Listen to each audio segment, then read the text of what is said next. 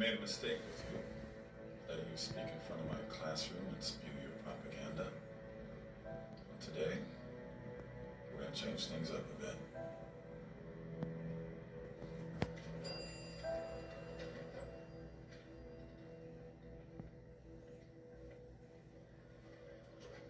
Evil.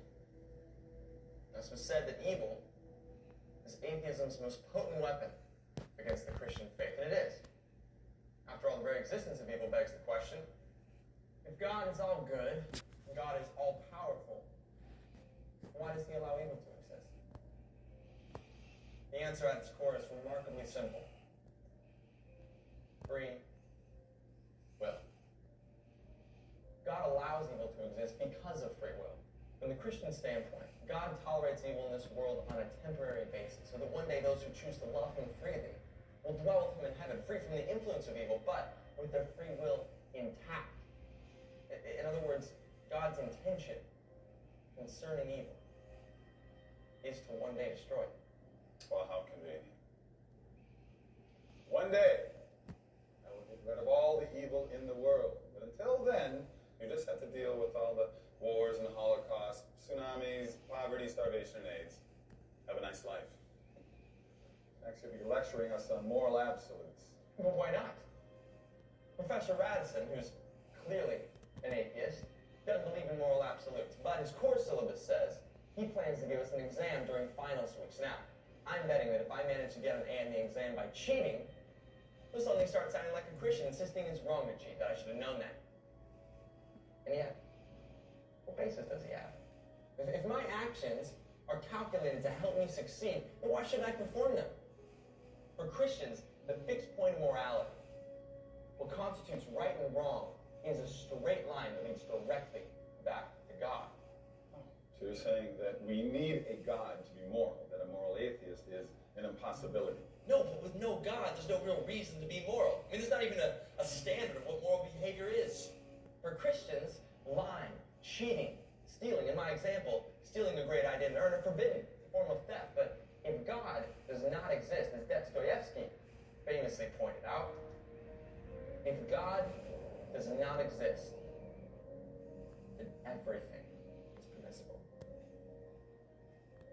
And not only permissible, but pointless. If Professor Radisson is right, then all of this, all of our struggle, our debate, whatever we decide here is meaningless. I mean, our lives and ultimately our deaths have no more consequence than that of a goldfish. This is ridiculous. So after all your talk, you're saying that it all comes down to a choice. Believe or don't believe. That's right. That's all there is. That's all there's ever been. The only difference between your position and my position is that you take away their choice. You demand that they choose the box marked, I don't believe. Yes, because I want to free them. Because religion is like it's like a mind virus that parents have passed on down to their children. And Christianity is the worst virus of all. It slowly creeps into our lives when we're weak or sick or helpless. So religion is like a disease. Yes.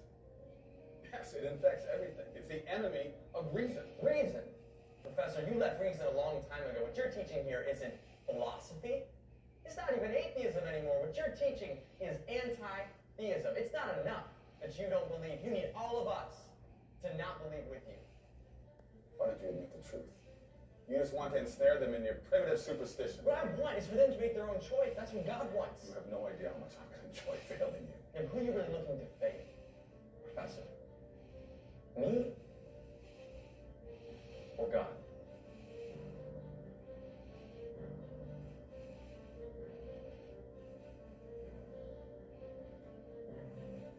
Do you hate God? It's not even a question. Okay. Why do you hate God? This is ridiculous. Why do you hate God? Answer the question. You've seen the science of the arguments. Science supports his existence. You know the truth. So why do you hate him? Why?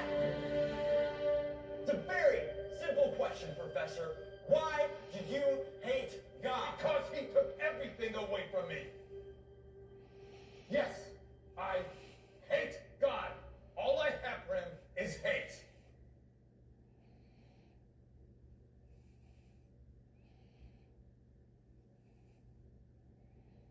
How can you hate someone if they don't exist?